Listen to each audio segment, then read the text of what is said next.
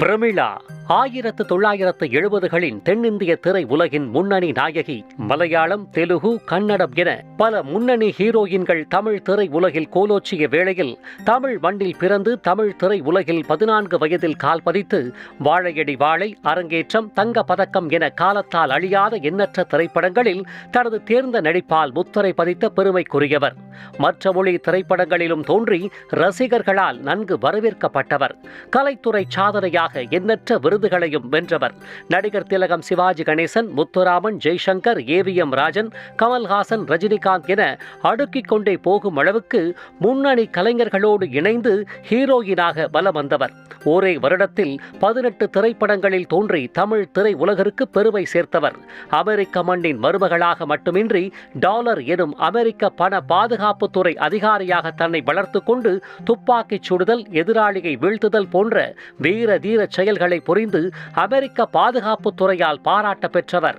இப்பேற்பட்ட சிறப்புக்குரிய திருமதி பிரமிளா அவர்களின் இன்னும் அறியப்படாத சுவாரஸ்ய நிகழ்வுகள் அடங்கிய சிறப்பு நேரடி பேட்டி இது உங்களுக்காக.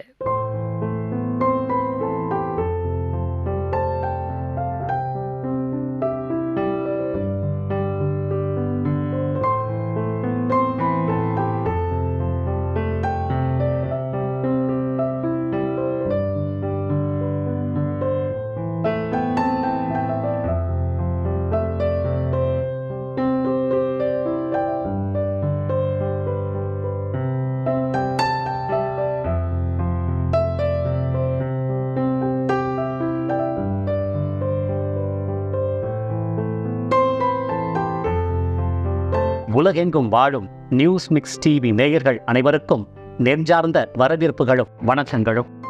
போக நியூஸ் மிக்ஸ் டிவியில 2 ஆண்டுகளுக்கு முன்னாடி அரங்கேற்றம் திரைப்புகழ் திருமதி பிரமிளா அவர்களுடைய வாழ்க்கை பயண நிகழ்ச்சி இடம்பெற்று ரசிகர்களாகிய தாங்கள் அவங்களுக்கு பெரும் வரவேற்பையும் வாழ்த்தையும் தெரிவிச்சிருந்தீங்க. அந்த வரவேற்பையும் வாழ்த்தையும் பார்த்த திருமதி பிரமிளா அவர்கள் தங்களுக்கு ஒலிப்பதிவு வாயிலாக நன்றியை தெரிவித்ததோடு மட்டுமில்லாம கூடிய விரைவில் நேரடியாக சந்திப்பேன்னு ஒரு வாக்குறுதியை கொடுத்திருந்தாங்க. அதை நிறைவேற்றும் வண்ணமாக நமது அரங்கத்திற்கு அவங்க வருகை புரிந்து அவர்களுடைய வாழ்க்கை பயணத்தையும் திரை பயணத்தையும் நேயர்களாகிய உங்களிடம் பகிர்ந்து கொள்ள இருக்கிறாங்க. கேள்வி கணைய தொடுக்க உங்கள் சார்பா நான் ரெடியா இருக்கேன். வாங்க நிகழ்ச்சிக்கு போவோம். வணக்கம்மா, நியூஸ் மிக்ஸ் டிவி நேயர்கள் சார்பாக உங்களை வரவேற்கிறோம். நியூஸ் மிக்ஸ் டிவி நேயர்களுக்கு என் அன்பு கலந்த வணக்கம். அவர் சொன்ன மாதிரியே உங்களை பார்க்கறதுக்கு நான் நேரடியாக வந்துட்டு பார்த்தீங்களா? எப்படி? அதான் பிரமிளா. நியூஸ் மிக்ஸ் டிவியில் ஒளிபரப்பாகி வர வாழ்க்கை பயண நிகழ்ச்சியை பற்றி தாங்க என்ன நினைக்கிறீங்கம்மா? எனக்கு ரொம்ப பிடிச்சமான டிவி, ரொம்ப கண்ணியமான டிவி. அதனால தான் நானே வாலண்டரியா ஆடியன்ஸை பார்க்க வந்திருக்கேன். எப்படி சொல்கிறீங்க? 45 ஆண்டுகளாக கலை உலகம் தேடி வந்த தாங்கள் அமெரிக்காவில் இருக்கிறீங்கன்னு கேள்விப்பட்டோம். இப்போ அமெரிக்காவில் எந்த இடத்துல நீங்கள் இருக்கிறீங்கம்மா? நான் கலிஃபோர்னியாவில் இருக்கேன். ரொம்ப வருஷமாக இருக்கேன், ஒரு 40 வருஷமாக. இப்போ கேள்வி கணைய தொடுக்க நாங்கள் ரெடியாக இருக்கோம். நீங்கள் ரெடியா? ஷூர். தங்களின் பூர்வீகம், குடும்ப பின்னணி பற்றி. ஆல்ரெடி நான் சொன்னது தான். நாங்கள் திருச்சி. எங்கள் அப்பா பேர் அமல்தாஸ், அம்மா பேர் சுஷீலா. நாங்கள் 4 பேர். அண்ணா சீசர், அப்புறம் நான், அப்புறம் என் தங்க ஸ்வீட்டி, பிரபு. நாங்கள் எல்லோரும் ஆல்மோஸ்ட் எல்லோரும் கலிஃபோர்னியாவில் இருக்கோம். என் தம்பி மட்டும் சென்னையில் இருக்கான். உங்களுடைய தாத்தா திருச்சியில் ரயில்வே துறையில் ஒரு பெரிய அதிகாரியாக இருந்தாராமே. ஆமாம், ரயில்வே டாக்டராக இருந்தார். ஓ, ரயில்வே டாக்டராக அங்கே பணிபுரிஞ்சிட்டு இருக்கிறாரு. டாப்ஸ்மேன் படித்த தங்கள் தந்தை காச நோய்க்கு மருந்து கண்டுபிடிச்சதா நாங்கள் கேள்விப்பட்டோம். அது உண்மையா? உண்மை. நான் போன ஆடியோவில் கூட அதை சொல்லியிருந்தேன். நீங்கள் சொல்லியிருந்தீங்க, நான் சொல்லி. எஸ், அவர் கார்டியோ லங்டோன்னு ஒரு மருந்து தயாரித்தார் டிபி சானட்டோரியத்துக்கு. ஓ, அதில் அவர் அப்புறமா டாக்டராகவும் இருந்தார். அவர் எல்எம்பி டாக்டர். அது மூலமாக தான் அவர் சென்னைக்கே வந்தார். மறைந்த பிரபல நடிகர், குணச்சித்திர கலைஞர், வில்லன் கலைஞர் எஸ்.சி. அசோகன் தங்களுக்கு உறவு வழின்னு கேள்விப்பட்டோம். அப்படிங்களா? ஆமாம், எங்கள் அப்பாவுடைய மாமா பையன்தான் அசோகன். அதே மாதிரி எங்கள் அப்பாவுடைய அண்ணா பொண்ணு தான் டாக்டர் பானுமதியோடைய சன் பரணி கட்டியிருக்காங்க. அவங்க பரணியோடைய ஒய்ஃப். அவங்க எனக்கு அக்கா மர பிரிஜெட். அவங்களையும் பார்த்து நான் ஆசீர்வாதம் வாங்கினேன் இந்த வாட்டி சென்னை வந்தபோது. மிகுந்த கலை பின்புலம் உள்ள குடும்பம் தாங்கள். எஸ். தாங்கள் எந்த பள்ளியில் படிச்சீங்க? நான் படித்தது திருச்சியில் ஃபிலோமினாஸ் அப்புறம் ஹோலி ரெடிமஸ், இது 2 ஸ்கூல்லையும் நான் படித்தேன். சென்னையில் வந்து சாரதா வித்யாலயா ஸ்கூல். நீங்கள் இந்த டி நகரில் எஸ் பனகல் அங்கே படிச்சீங்க. தங்கள் மனம் கவர்ந்த ஆசிரியர்கள், தோழிகள் தோழிகள்னால் நிறைய தோழிகள் இருக்காங்க. சாரி, எனக்கு பார்க்கணுன்னு ஆசை தான். அவங்கெல்லாம் எங்கே இருக்காங்கன்னே தெரியல. பள்ளிக்கூட படித்த மாணவிகள்னு தெரியல எனக்கு. இல்லை, போன வாழ்க்கை பயண நிகழ்ச்சி ஒளிபரப்பான போது கமெண்ட் செக்ஷனில் வந்து உங்கள் தோழிகள்லாம் வந்தாங்க. அதுக்கு எனக்கு எப்படி அது உங்களை தொடர்பு கொள்ள முடியும்னு தெரியும். இழுச்சு இந்த நிகழ்ச்சியில் அவங்க வந்தாங்கன்னா தயவுசெய்து ஃபோன் நம்பர் கொடுங்க, அவங்கள்ட்ட நான் பேசணும்னு ஆசைப்பட்றேன். படிப்பில் நீங்கள் என்ன புரியா? ஆக்சுவலி நான் வந்து 2nd ரேங்க் தான் வாங்குவேன். ஒரே ஒரு வாட்டி மட்டும் தான் 1st ரேங்க் வாங்கினேன். அது எந்த வகுப்பில்? அது வந்து 6th ஸ்டாண்டர்ட். பள்ளி படிக்கும்போது ஒரு பிரபல நடிகருடைய ஃபோட்டோ வாங்கி சேமிச்சு வச்சிங்களாமே. நான் ஊர் அறிஞ்ச உண்மை. எங்களுக்கு சொல்லுங்களேன். சிவாஜி சாரோடைய ஃபேன் நான். அவருடைய ஃபோட்டோஸ்லாம் சேமித்து வச்சு அப்படி தான் ஒரு சினிமா பைத்தியமாக இருந்தேன் நான். அவரை பார்க்குறதுக்கு சென்னை வந்தப்போ தான் நான் நடிகை ஆக வேண்டிய நிலைமையில். சேகரித்து வச்சிங்க? எப்படி சேகரித்து வச்சிங்க? தாத்தா கொடுக்குற 10 காசு சேர்த்து வச்சு புஸ்தத்துக்குள்ளே வச்சு அப்படியே சேர்த்து வச்சு அப்படி தெய்வமாக நினச்சிருந்தேன்.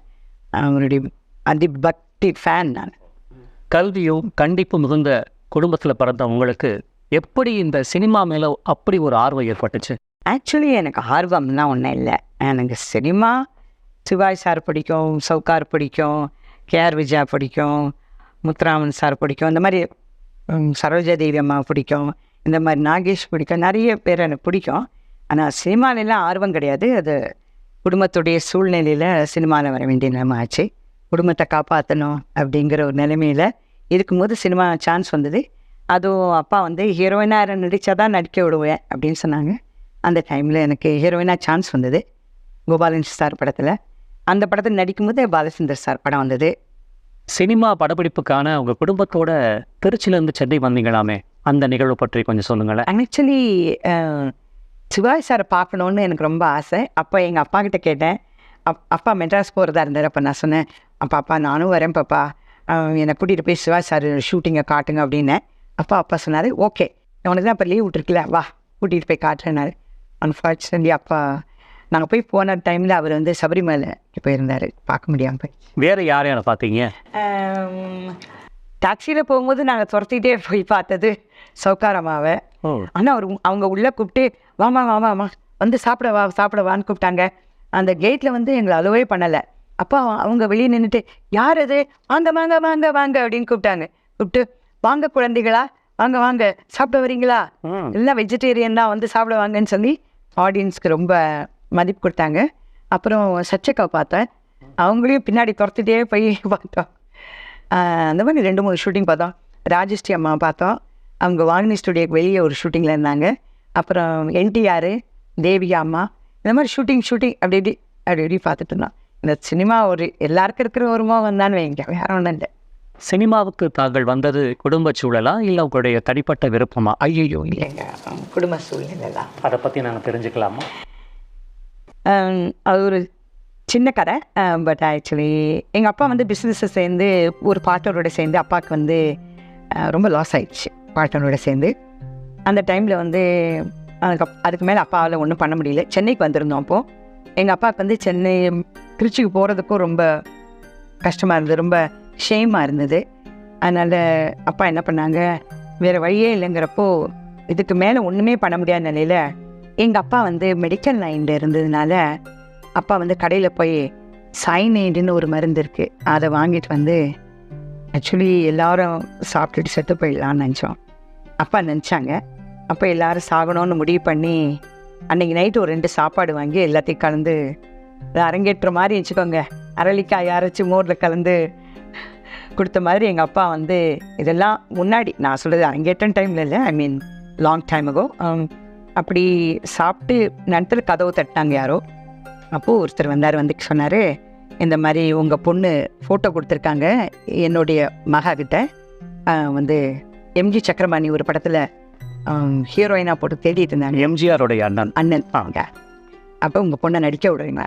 எங்கள் அப்பா சொன்னாங்க, இல்லை என் பொண்ணெல்லாம் சினிமாவில் நடிக்கிறதா இல்லை அப்படின்னு சொல்லி அப்பா சொன்னாங்க. அப்போ அம்மா சொன்னாங்க, நம்ம பிள்ளைங்கள் எல்லாரையும் கொன்னுட்டு நம்மளும் சாகிறத விட ஒரு பொண்ணை பலி கொடுக்குற மாதிரி சினிமாவில் சேர்த்து விட்டுட்டு பண்ணிட்டு நம்ம எல்லாருமே ஜீவிச்சிருக்கலாம்னு. எங்கள் அப்பாவுக்கு அது பிடிக்கலன்னா ஒரு டாக்டர் குடும்பத்தில் பிறந்துட்டு இந்த மாதிரி எல்லாரையும் இதாக இருப்பது. அப்புறமா அம்மா முடிவு பண்ணாங்க, அப்பாவும் முடிவு பண்ணிவிட்டு என்கிட்ட கேட்டாங்க, நீ உன்னை மட்டும் பொண்ணை மாதிரி நினச்சிக்கிட்டு நீ செத்துடுறியாம்மா, நாங்கள்லாம் பிழைப்போம் அப்படிங்கிற மாதிரி ஒரு சர்க்காஸ்டிக்காக ஒரு வேர்டெல்லாம் அம்மா சொன்னாங்க.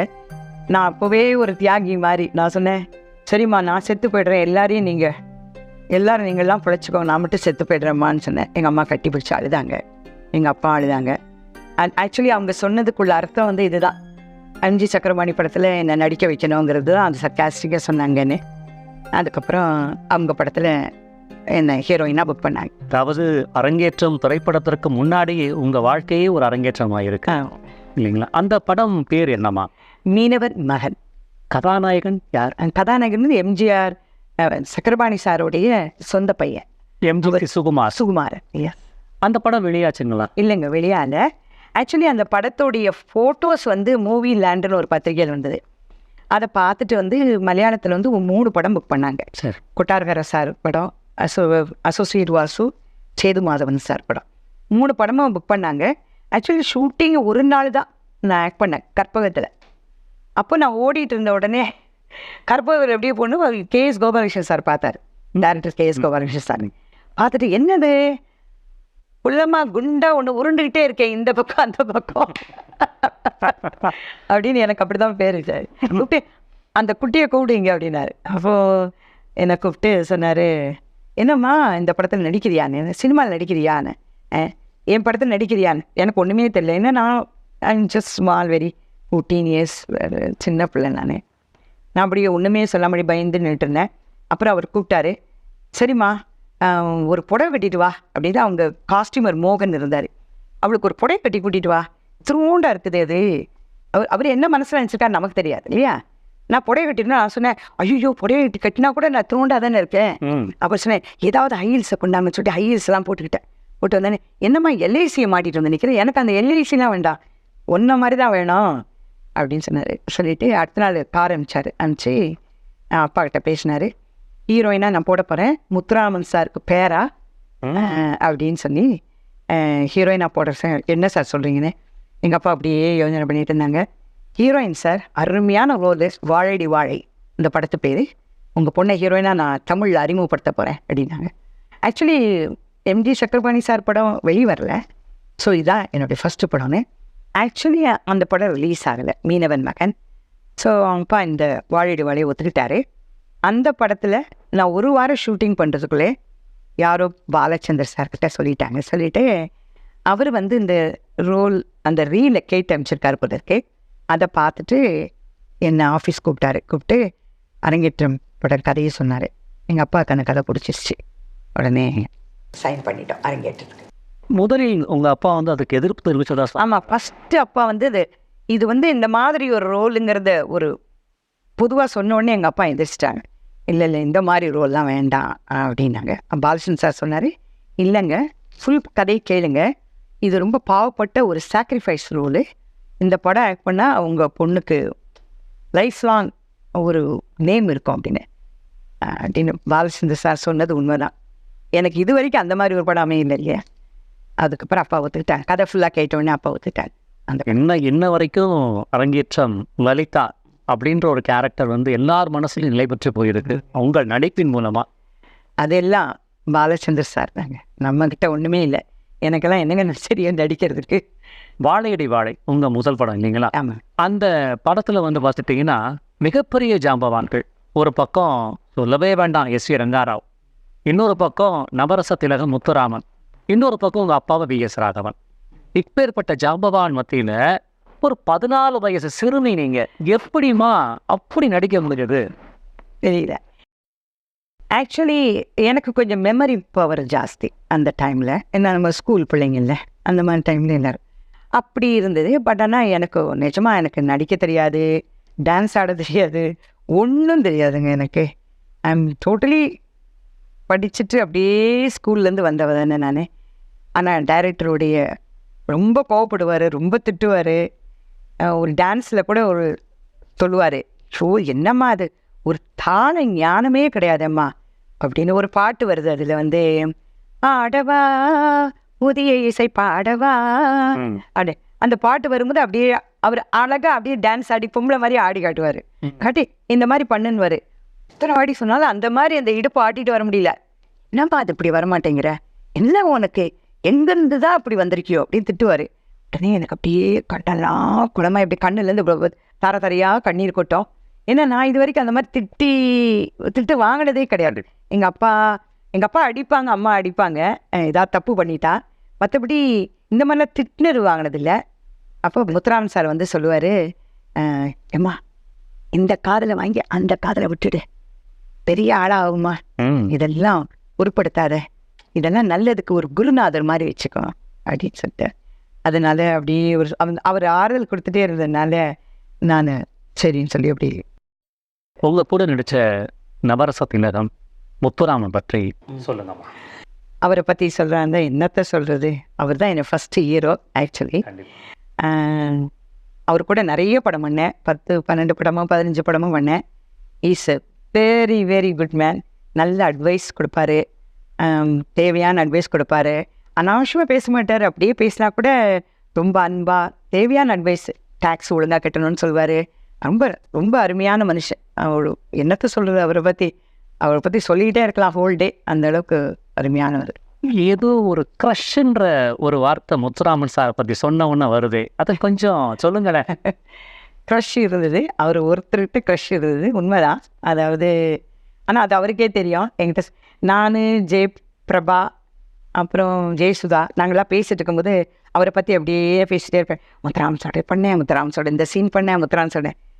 ஐயோ என்னம்மா, எப்போ ஒரு நாள் முத்துராமன் சார்கிட்ட யாரோ பற்றி வச்சுட்டாங்க. அவர் சொன்னார், இங்கே வா, என்னை பற்றி ரொம்ப பேசுகிற மாதிரி தெரியுது அப்படின்னாரு. நான் சொன்னேன், ஒன்றும் இல்லை சார், எனக்கு என்ன தெரியும் அப்படின்ட்டாரு. அவ்வளோதான். அவர் சொல்ல, எனக்கு தெரியும், கையை காட்டணும், கையை பார்த்துட்டு, இந்த ஜாதகத்தில் யார் மேலேயும் ரொம்ப க்ரஷ் இருக்கிற மாதிரி தெரியுதே அப்படின்னு சொல்லுவார், கிண்டல் படாரு. ரொம்ப அருமையான மனுஷன் அவர். அந்த மாதிரி ஜோக் தான் பண்ணிட்டு இருப்பார். அந்த படத்தில் வந்து ஒரு பணத்திபர் பிடிச்ச மாதிரி ஒரு அகங்காரம் பிடித்த ஒரு பெண்ணா நீங்கள் நடிச்சிங்க முதல் படத்தில். வறுமையிலேருந்து பெண்ணு தான், ஆனால் அந்த மாமியார் வீட்டுக்கு போனதுக்கப்புறம் பெரிய ஒரு பணக்கார திமிர் அந்த இதெல்லாம் உங்களுக்கு தோணும். அதில் உங்களுக்கு பிடிச்ச காட்சி எதுவும் இருக்கா, ஒரு வசனம் நேயர்களுக்காக? வந்து அதில் ஒரு வசனம், அதாவது அந்த வீட்டுக்கு புதுசாக நான் மருமகளாகி வீட்டுக்குள்ளே போகிறேன். அப்போது என்னுடைய சொந்த அக்கா வந்து சமயக்காரன் பொண்டாட்டி அதே வீட்டில், அவங்க வந்து ஐ திங்க் பிஆர் வரலட்சுமி, அவங்க அங்கே இருப்பாங்க. அப்போ வேலைக்காரி காஃபி எடுத்துகிட்டு போயிட்டு இருப்பான். எங்கள் அக்காங்கிறதுனால, இந்த வீட்டு இல்லை அக்காங்கிறதுனால அவளுக்கு காஃபி எடுத்துகிட்டு போவா. நான் சொல்லுவேன், ஏய் இங்கே வா, யாருக்கடி காஃபி எடுத்துகிட்டு போகிற அப்படிம்பா. அவன் சொன்னா, பெரியம்மாக்குமா அப்படிம்பா. யாருதும்மா பெரியம்மா அப்படின்னு கேட்பேன். உங்கள் அக்கா தாம்மா. அக்கா அவள் பெரியம்மானா நான் என்ன சின்னம்மாவா, குடிடி அந்த காஃபி அப்படி சொல்லி. அது எனக்கு ரொம்ப பிடிச்சமான டைலாக் அது, மறக்கவே மாட்டேன். அது டைரக்டர் அவ்வளோ அழகாக கற்றுக் கொடுப்பாரு.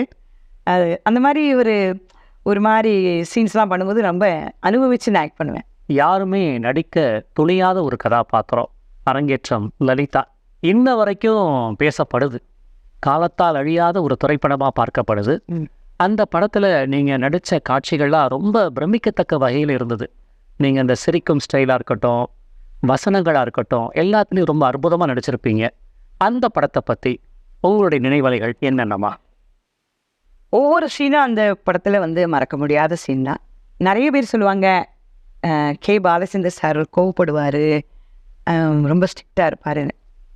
நாங்கள் எல்லாருமே புதுமுகங்கள், ஜெயசுதாலேருந்து ஜெயசித்ராலேருந்து கமலஹாசன், எல்லாருமே புதுமுகங்கள். இது வரைக்கும் பாலச்சந்தர் சார் அந்த ஹோல் படத்தில் யார்கிட்டையுமே கோச்சிட்டதே இல்லை, என்கிட்ட கூட கோச்சிட்டது இல்லை. அழகாக சொல்லிக் கொடுப்பாரு. சர்மா சார், திலக், அப்புறம் அனந்த சார், எல்லோரும் வந்து கற்றுக் கொடுப்பாங்க. ஃபைனலாக டைரக்டர் பார்த்துட்டு சின்ன டிப்ஸ் எதாக இருந்தால் சொல்லுவார். அவர் சொல்லி கொடுத்தாருன்னா நம்ம அப்படியே ஃபயர் மாதிரி பிடிச்சிக்குவோம் நாங்கள். அப்புறம் வந்து நிறைய இடத்துல வந்து சிவகுமார் சார் எங்களுக்கு நிறைய கற்றுக் கொடுப்பாரு. ஏன்னா அவர் கொஞ்சம் சீனியர்னால அவர் என்னவான்னு அவருக்கு தெரியும். பாலச்சந்தர் சார் என்ன ஸ்டைலுன்னு தெரியும். அவர் நிறைய கற்றுக் கொடுப்பாரு எங்களுக்கு. சில நேரத்தில் வந்து நான் ரொம்ப டயட்டில் இருப்பேன்.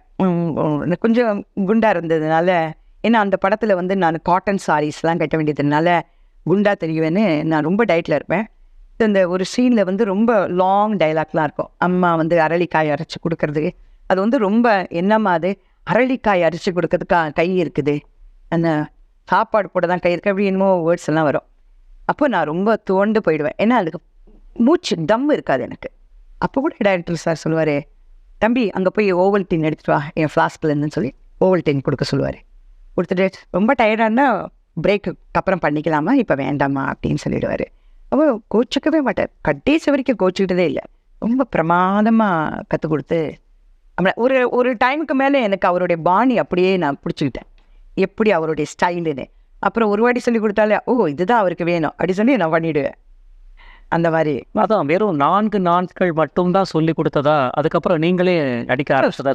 பிடிச்சிக்கிட்டோம். எல்லாருமே அப்படிதான் புரிஞ்சுக்கிட்டீங்க. ஆமாம், புரிஞ்சுக்கிட்டோம். எப்படி அவருடைய ஸ்டைலில் ஒரு சீனில் வந்து சுந்தரி பாயிட்ட நான் அழுதுட்டு சொல்லுவேன், அத்தை பால் பொங்கி வரும்போது பள்ளி விழுந்த மாதிரி எதையாவது பண்ணிடாதீங்க அத்தை அப்படின்னு காலில் விழுந்து அழுவேன். அதெல்லாம் அவர் வந்து வசனம் சொல்லி கொடுத்த உடனே நானே பிடிச்சிக்கிட்டேன். இப்படி தான் அவருக்கு வேணும் அப்படின்னு சொல்லி பிடிச்சிட்டேன். அரங்கேற்றம் படத்துல வந்து நிறைய வசனங்களை மறக்க முடியாது. உங்க மனதில் நின்ற வசனங்கள் பற்றி நேயர்களுக்காக பேசி காமிக்க முடியுமா? பேசி இந்த சிரிப்பு மூடில் அந்த இன்னும் சோகமான வசனங்கள் தான் நிறைய இருக்கு. நடிப்பு தானே. வந்து அந்த பொண்ணு தங்கச்சி கேட்கும், அக்கா அந்த உன்னுடைய சேலத்தால கீழே விழுந்துருச்சு, நீ அதை பார்க்கவே இல்லையா, அந்த மாமா உன்னே பார்த்துட்டு இருந்தாருக்கா அப்படின்னு வந்து சொல்லும். அப்போ நான் சொல்வேன், ஆம்பளைங்கிறதே மறத்து போச்சுமா. அந்த ஒரு டைலாக் மறக்கவே முடியாது. இன்னொரு டைலாக் வந்து அது வந்து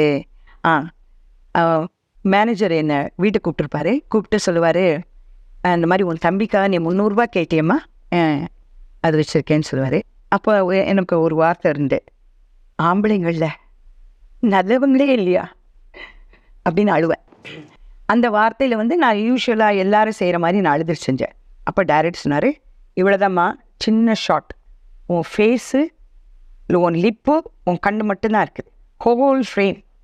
ஸோ உனக்கு வந்து ஓவர் ஆக்ஷன் கிடையாது, ஆம்பளைங்களில் நல்லவங்களே இல்லையா அப்படி உதட்டு தான் துடிக்கணும் அப்படின்னு சொல்லி கொடுத்தார். அது இன்றைக்கும் என்னால் மறக்கவே முடியாது. அந்த டைரக்டர் சொல்லி கொடுத்தார். அவர் அப்படியே சொல்லிவிட்டு அப்படியே கேமரா முன்னாடி வந்து பார்த்துட்டே இருப்பார், எப்படி ஆக்ட் பண்ணுறேன்னு. அப்படியே கண்ணுலேருந்து கண்ணீர் கொட்டணும் அப்படின்னு. ஐயோ, அது ஆக்சுவலி ரொம்ப அழகாக வந்துச்சு படத்துலேயே அந்த சீன். அது மட்டும் இல்லாமல் உங்கள் தாயாரா தோன்றி எம்என் ராஜம் அவர்கள் அந்த படத்தில் ஒரு மாசமாக இருப்பாங்க. நீங்கள் வெளியூர்லேருந்து வருவீங்க. அப்போ வந்து அந்த ஒரு வசனம் வரும், அந்த வாசல் தெளித்து, அது கொஞ்சம். ஆமாம், என்னமோ சொல்லுவேன். அதாவது, அம்மா எவ்வளோ நாள் இந்த வீடு அந்த வாசலை தெளித்து மெழுகி மொழிகி கோலம் போட்டிருக்க, ஒரு நாள் கூடவா இதை நீ பார்க்கவே இல்லை அப்படின்னு கேட்பேன். அது ரொம்ப ஒரு மாதிரி சர்க்காஸ்டிக்காக, ரொம்ப சோகமாக, அம்மா கிட்ட கேட்கக்கூடாத ஒரு கேள்வி நம்ம கேட்குறோமேங்கிற ஒரு மனசு விரும்பி சொல்லுவேன். ஏன்னா நான் கஷ்டப்பட்டு ஊரில் போய் சம்பாரித்து இப்படி கஷ்டப்படுறேனே, நீ மாதமாக வருஷம் வருஷம் ஒரு பிள்ளையாக பெற்று போட்டுட்ருக்கியே அப்படிங்கிறத ரொம்ப டச்சிங். இல்லை, அந்த காலத்துலேயும் இந்த குடும்ப கட்டுப்பாடு பற்றி கே. பாலச்சந்தர் அவர்கள் அற்புதமாக சொல்லியிருப்பாங்க இந்த ஒரு நிகழ்வு மூலமாக. அந்த ஒரு சீன், அந்த கடைசி சீன், இந்த டால்டாட்டினை தட்டிக்கிட்டே ஓடுவீங்களே, எங்களுக்கு ஒரு பரபரப்பாக இருக்குது, இந்த அம்மா என்னதான் பண்ண போகிறாங்க, என்னதான் செய்ய போகிறாங்கன்னு இருக்கும். அந்த சீன் எப்படி இருந்துச்சு? ரொம்ப பிரமாதமாக இருந்தது. இப்போ அந்த படத்தை இப்போ ரீசெண்டாக பார்த்தேன். அப்போ பார்க்கும்போது நினச்சேன், ஏன் பாலச்சந்தர் சார் செகண்ட் பார்ட் எடுக்கலை, சிவகுமார் சாரும் இருக்காரு, நானும் இருக்கிறேனே, செகண்ட் பார்ட் எடுத்து நாங்கள் 2 பேரும் நல்லா வாழ்கிற மாதிரி ஆடியன்ஸ் பார்க்கட்டுமே அந்த மாதிரி அப்படிலாம் நினச்சேன். டைரக்டர் சார் இல்லை. அரங்கேற்றம் திரைப்படத்தில் தங்களுக்கு ஜோடியாக சிவகுமார் நடித்தார். 45 வருஷத்துக்கு அப்புறம் அவர் மீண்டும் இப்போ சந்திச்சிருக்கீங்க. அந்த இனிமையான நினைவுகள் பற்றி கூறுங்களேன். அது வந்து இந்த இன்டர்வியூவில் சொல்லி முடியாது. எப்படி அது சொல்கிறதுக்கு ஒரு பெரிய எபிசோடு வேணும் நமக்கு. சிவகுமார் சார் நான் அமெரிக்காவிலேருந்தே காண்டாக்ட் பண்ணி அவர்கிட்ட கேட்டேன், சார் நான் சென்னை வரதா இருக்கேன், உங்களை வந்து பார்க்கலாமான்னு. வாடா, எப்போ வேணாலும் வாடா, வந்து பாரு அப்படின்னு சொன்னார். அப்புறம் சென்னை வந்தோடனே கால் பண்ணேன். அவர் வந்து சரிடா எனக்கு நிறைய ஒர்க் இருக்குது, 1 hour ஓகேயா அப்படின்னாரு. 1 hour அவர் வீட்டுக்கு போய் பார்த்தேன். பார்த்த உடனே அவர் நிறைய பேசினார். அவருடைய திறமைகள், அவர் ஓவியங்கள் இதெல்லாம் பார்த்தேன். எனக்கு வந்து சிவகுமார சார் ஒரு ஆக்டராக தான் தெரியும், அவர் பெரிய ஒரு ஓவிய கலைஞருங்கிறது தெரியும். ஆனால் இப்படி ஒரு மேதைங்கிறது சத்தியமாக தெரியவே தெரியாது. இன்னைக்கு சிவாஜிக்கு அப்புறம் நான் ஒரு பெரிய மேதையாக நினைக்கிறது சிவகுமார் சார் தவிர யாருமே கிடையாது. அதை நான் அடித்து சொல்லுவேன். ஏன் தெரியுமா? அவர் வந்து யோகாவில் மட்டும் மேதை கிடையாது. நீங்கள் பாரதியாரை பற்றி கேளுங்க, வள்ளுவரை பற்றி கேளுங்க, இல்லை கட்டபொம்மன் படம், பராசக்தி படம், எது கேளுங்க அப்படியே தண்ணி மாதிரி வாயிலேருந்து அப்படி வரும் வார்த்தைகள். Never stop. தூங்கும்போது கேட்டால் கூட அப்படி இருந்துச்சு சொல்லிடுவார். என்ன மேதைங்க அவரு. சரி விடுங்க, மேதையை விட்டுடுங்க. எப்படிப்பட்ட மனிதர்கள் சொல்லுங்க. என்ன அன்பு, என்ன பாசம். நான் நேராக போய் இருக்கும்போது வீட்டுக்கு கூட்டிகிட்டு போய் அவங்க ஒய்ஃபை இன்ட்ரடியூஸ் பண்ணி, அவங்க ஒய்ஃபை வந்து எனக்கு வந்து ஒரு 50 வருஷத்துக்கு முன்னாடி தெரியும், கல்யாணம் ஆன புதுசில். அப்போ தான் நான் பார்த்துருக்கேன். அதனால தான் எனக்கு பார்க்கணுன்னு ரொம்ப ஆசையாக இருந்தது. ஒய்ஃபை இன்ட்ரடியூஸ் பண்ணி டைனிங் டேபிளில் ஒய்ஃபோடையும், கார்த்திக் ஒய்ஃபோட, அவங்க மனைவியோட, அவங்க பேர பிள்ளைங்களோட எல்லாரோடையும் உட்காந்து சாப்பிட்டு, அந்த அம்மாவை பரிமாறினாங்க. அவரு பண்பு, ஒழுக்கம் எல்லாத்துலேயும் சுத்தமான ஒரு மனிதர். அவரை மாதிரி இனிமே ஒரு மேதை பறக்கணும்னு தான் நான் நினைப்பேன். எனக்கு சொல்லுவேன், நான் போன வாட்டி ஃபஸ்ட்டு ஒரு வாட்டி போய் பார்த்துட்டேன், 1 hour பார்த்தேன். இது வந்து நான் சொல்கிறது இப்போ 2வது வாட்டி. 1 hour நான் பார்த்தப்போ நான் சொன்னேன், எனக்கு அப்படியே கண்ணு அழுக வந்துருச்சு. என்ன சார் என்ன 1 hour அனுப்புகிறீங்களே சார்? இல்லைம்மா எனக்கு ஒரு ஃபோட்டோ ஷூட் இருக்குது அப்படின்னாரு. சார் நான் ஊருக்கு போகிற முன்னாடி மறுபடியும் வந்து பார்க்கணும் சார் உங்களை, எனக்கு ரொம்ப கஷ்டமாக இருக்குது சார், மறுபடியும் வந்து பார்க்கணுன்னு. வாடா, என்னடா அப்படி சொல்கிற நீ வா, எவ்வளோ நாள் இருக்க போகிறேன்? 1 மாதம் இருக்க போகிறேன். வாடா மறுபடியும் வா, டோன் ஒரி அப்படின்னு. அவர் போகும்போது அவரே கொண்டு வந்து என்னை ஹோட்டலில் அவங்க டிரைவரை விட்டு என் காரில் போய் இறங்கிக்கோமா அப்படின்னு இறக்கி விட்டார். அவங்க மனைவியெல்லாம் என்ன குடும்பம்னா ரொம்ப ரொம்ப அருமையான ஒரு குடும்பம் மட்டும் இல்லை, எல்லாருமே அவ்வளோ ஒரு அன்பான ஒரு குடும்பம். நான் சென்னை வந்ததுக்கப்புறம் என் மனசில் அப்படியே பூரிச்சு போன ஒரு மனுஷர் யாருன்னா சிவகுமார் சார். சிவகுமார் சார் கூட நீங்கள் எத்தனை படம் நடிச்சிருக்கீங்கம்மா? நிறைய படம். மதன மாளிகை, அப்புறம் வந்து சொந்தம், அரங்கேற்றம், தாய்ப்பாசம். என்ன படங்க இதெல்லாம், அருமையான படங்கள். நல்ல டான்ஸ்லாம் இருக்கும் அதில், அவர் கூட நல்ல அருமையான படங்கள். அப்புறம் வேறு என்ன படங்கள் ஞாபகம் இல்லை, இதனாலும் எனக்கு ஞாபகம் இருக்குது. நான் இப்போ ரீசெண்டாக அதை பார்த்தேன். உங்களை விட மூத்தவரான கமல்ஹாசன் வந்து அரங்கேற்றம் படத்தில் தம்பியாக நடித்தார். அந்த சூழல் பற்றி கமல்ஹாசன் தம்பியாக நடிச்சிருந்தாலும் அவர் எனக்கு ஒரு 4 வயசு ஜாஸ்தி. பட் அது ஒரு பெரிய விஷயம் இல்லை. அதாவது வந்து அவர் தம்பி மாதிரியே தான் பிஹேவ் பண்ணுவார். நான் அக்கா மாதிரியே நான் பிஹேவ் பண்ணிக்குவேன். ஏன்னா ரொம்ப சின்ன பழத்தனமா என்ன பண்ணுவாங்க, ஷூட்டிங் டைம்லலாம் உட்காந்து கொஞ்சம் கண்ணை முடிக்கும். இதில் வந்து எஸ்வி சுப்பையானனும் ஜோடி, சிவகுமார் சார், ஒரு கமல்ஹாசன் அண்ட் எஸ்வி சுப்பையானன் 3 பேர் சேர்ந்து எங்களை ஓட்டுவாங்க. அப்படியே ஓட்டுவாங்க. என்ன எப்படின்னா மேக்கப் ரூமில் உட்காந்துட்டு இந்த ஸ்பிரிட் இருக்குல்ல, இந்த மீசை போட்டுறது ஸ்பிரிட்டு, அதையும் இந்த மீசை போட்டுறது கோந்து இருக்குல்ல, 2யும் மிக்ஸ் பண்ணிடுவாங்க. மிக்ஸ் பண்ணிவிட்டு கண்ணை முடிக்கும், நாக்கண்ணிட்டு இதை குடித்த பிறகு நீ பாரு ஏதாவது தெரியுதா? தெரியுது, எனக்கு ஒன்றுமே தெரியாது. ஐயோ சுர்ன்னு இருக்குது, என்னன்னா பார்த்து சொர்க்கம் தெரியுதா, கடவுள் தெரியுறாரா? இப்படிலாம் பயங்கரமாக ஓட்டுவாங்க என்ன போட்டு அவங்க. கமல்ஹாசன் ரொம்ப காமெடினா சூப்பர் காமெடி. கமல்ஹாசனோட அதுக்கப்புறம் நான் உன்னை சுற்று உலகம் படத்தில் நான் அக்காவாகவும் அவர் தம்பியாவும், இல்லை அவர் அக்கா, நான் அக்கா நினைக்கிறேன், இல்லை அவர் அண்ணனாவும் நான் தங்கச்சியாக நடித்தேன். மாறிடுச்சு அப்படி நினைச்சேன். அப்புறமும் நிறைய ஃப்ரெண்டு தான். கமல்ஹாசன் ரொம்ப ஃப்ரெண்டு தான், எங்களுக்கு ரொம்ப ஃப்ரெண்டு. பாம்பேக்கு போனால் சம்டைம் ஒரு ஷூட்டிங்கில் இருப்பார். அந்த காலத்தில் ஃபோன் பண்ணுன்னு கேட்பாரு, யார் அது? சார் பிரமிளா. எந்த பிரமிளா? அரங்கேற்றம் பிரமிளாவா? எத்தனை பிரமிளா தெரியாது சார் உங்களுக்கு அப்படின்னா. ஒரு வாட்டி வாங்கினி ஸ்டுடியோ போயிருக்கும்போது எங்கள் ஃப்ரெண்ட்ஸ் எல்லாம் கூட்டிகிட்டு போனேன் கமல்ஹாசனை பார்க்குறதுக்கு. சாப்பிட்டுட்டு இருந்தார். அப்படியே கையை கூட கழுவலை, அப்படியே எச்சு கையோடையே அப்படியே வந்து டோரை திறந்துட்டு, என்னம்மா நான் கேள்விப்பட்டேன் நீ என்னமோ பெரிய, நான் மார்ஷல் ஆர்ட்ஸ்லாம் சேர்ந்து நான் கன்னெல்லாம் சுடுறது நடந்தேன், நீ பெரிய போலீஸ் அகாடமியில் சேர்ந்து நீ பெரிய கன்னெல்லாம் சுழியாமே ஒரே ஐ எம் வெரி ஹாப்பி அப்படின்னாரு. நான் சொல்கிறது 2002 அப்போவே நான் ஒர்க் பண்ணிட்டு இருந்தேன் ஜாப்பில் யோசையில். ஸோ ரொம்ப ரொம்ப எப்பவுமே சொல்லுவார், சென்னை வந்தால் என்னை வந்து பாரு, ஆனால் இந்த வாட்டி நான் பார்க்கல. மற்ற ஃப்ரெண்ட்ஸ் எல்லாம் பார்த்துட்டு இருந்தேன், பார்க்கல. அதுக்கப்புறம் என்னமோ அந்த ஷூட்டிங் நடக்கவே இல்லை. நான் டாக்டர் சுபாஷ் சாரே பார்த்து கூப்பிட்டாரு. சரி என் கால் இங்கே தான் இருக்கு, பாபா அமுத்தி விடும் முதல்ல. மாமா காஞ்சி போன பூமியெல்லாம் வத்தாத நதியை பார்த்து ஆறுதல் அடையும்.